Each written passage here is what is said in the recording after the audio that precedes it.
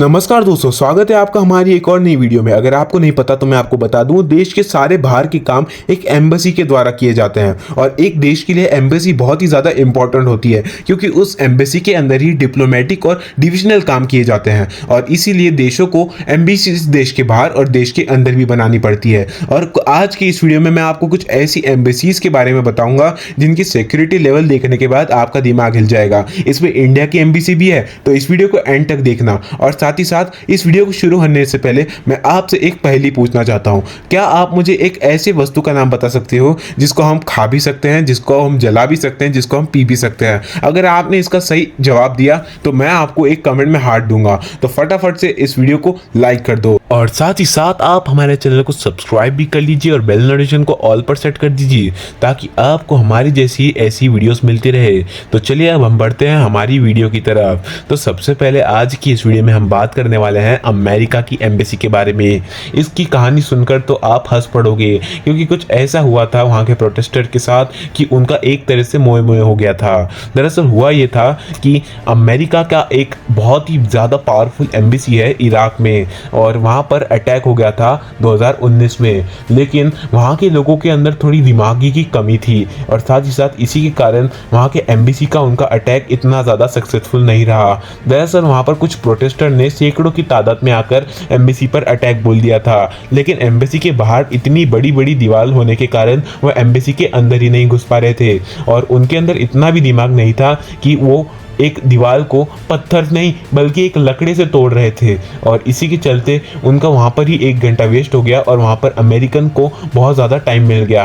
अब दूसरी एक खसने वाली बात यह है कि उनको लगा कि वो कार से एक मेटल का जो गेट आप यहाँ पर देख रहे हो उसको तोड़ सकते हैं, लेकिन अमेरिका में ऐसा नहीं चलता क्योंकि वहाँ पर उन्होंने गेट के बाहर ही बहुत बड़े बड़े ब्लॉक्स लगा रखे हैं, मतलब वहीं पर गाड़ी की स्पीड कम हो जाएगी।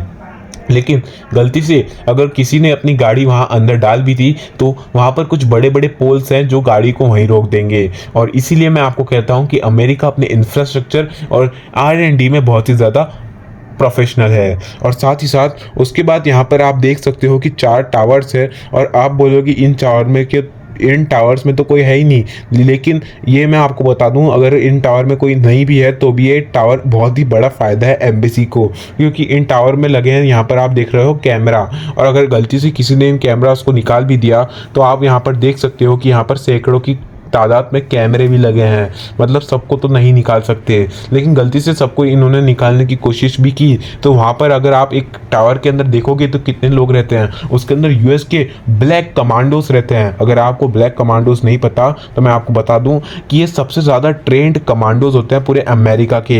इसके अंदर रशियन नेवीज भी डाल सकते हो आप अगर कोई रशियन से रिटायर्ड अमेरिका को है, क्योंकि अमेरिका में बहुत ज़्यादा कमांडोज रशिया से भी हायर किए जाते हैं। तो आप समझ जाओ कि उसके अंदर एक रशियन कमांडो है, वो भी फुल्ली ट्रेंड ब्लैक कमांडो, और साथ ही साथ उसके हाथ में एक गन है और ऐसी वैसी गन नहीं है, उसके हाथ में है SMG राइफल जो कि बहुत सारे लोगों को ऐसे ही ख़त्म कर सकती है। लेकिन वहाँ पर एक जो कमांडो था वो मिल गया था कि वो फायरिंग नहीं कर सकते, लेकिन कैसे कैसे उन्होंने होल्ड किया वो मैं अभी आपको बताने वाला हूँ। आप यहाँ पर एक मैप के थ्रू इस एनिमेशन को देख पा रहे हो और इस एनिमेशन को बनाने में दोस्तों बहुत ज़्यादा मेहनत लगती है, तो प्लीज़ सब्सक्राइब कर दो। और साथ ही साथ उन्होंने RPG लॉन्चर्स के साथ में भी उस दीवार पर अटैक किया, लेकिन उनको ये नहीं पता था कि ये बुलेट और ब्लास्ट प्रूफ दीवार बनती है और इसी के चलते उनको लगभग 3.5 घंटे तो उसका एक गेट तोड़ने में ही लग गए। लेकिन जब तक उन्होंने उस गेट को तोड़ा तब तक बहुत ज़्यादा देर हो चुकी थी, क्योंकि गेट तोड़ने के बाद उन्होंने देखा कि अमेरिका के बहुत सारे कमांडोज की फोर्स उसकी तरफ बढ़ रही है और उन्होंने टीयर गैस यानी कि आंसू वाली जो बम्स होते हैं ना, हम देखते हैं कि टीयर गैस फेंक दिया गया, उन्होंने ये सब फेंके और साथ ही साथ अमेरिका ने बहुत ही जल्दी उसको कंट्रोल कर लिया। लेकिन यहाँ पर मुझे सबसे हंसी की बात ये लगती है कि इराकियों में इतनी भी अक्ल नहीं कि वो एक बड़ी सी दीवार, कम से कम 25 फीट की दीवार को वो फोड़ना चाहते हैं तो वो उस पर पत्थर मार रहे हैं। मतलब कुछ भी दिमाग की बात नहीं है।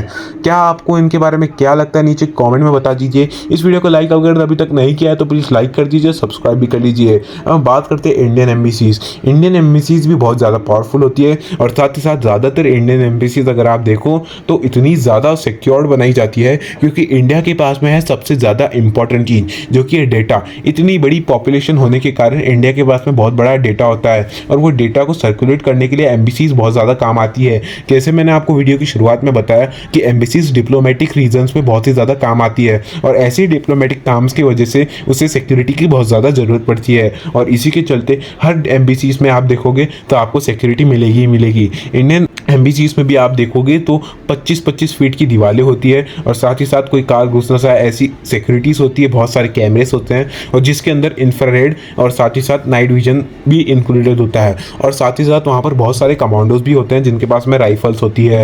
लेकिन इंडिया के पास में अभी तक इतनी ज़्यादा एडवांस टेक्नोलॉजी नहीं आई कि वो यूएस एम्बेसीज के साथ में टिक पाए। इसके बारे में आपका क्या कहना है? मेरे हिसाब से तो इसका मेन कारण है रिश्वत, क्योंकि इंडिया में अगर मैंने किसी को कोई कॉन्टैक्ट या बनाने का लगभग 500 करोड़ का, तो उसमें से वो 300 करोड़ तो खुद ही खा जाएगा और 200 करोड़ में बहुत ही लो क्वालिटी मुझे बिल्डिंग बना के देगा और इसीलिए इंडिया का नाम इतना पीछे रह गया है।